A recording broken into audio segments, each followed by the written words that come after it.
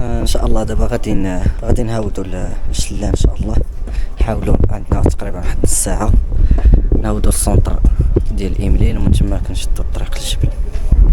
فيلاج إيمليل جاء في سلسلة جبال الأطلس الكبير، وجاء على علو 1470 متر من سطح البحر، وكيتعتبر نقطة تجمع وانطلاق الناس اللي باغيين دير لي روندوني وسيرتو الناس اللي باغيين طلع للقمم الجبال المحيطة بهذا الفيلاج هذا، وبالتحديد جبل تبقان اللي العلو ديالو 4167 متر، واللي هي أعلى قمة في شمال إفريقيا. وهنا غادي نكون وصلنا للدخلة ديال فيلاج إيمليل اللي تقدروا تجيو ليه بفواتور بيرسونيل أولا تشدوا طاكسي كبير من مراكش ب 35 درهم أو لا ترانزيت 30 درهم.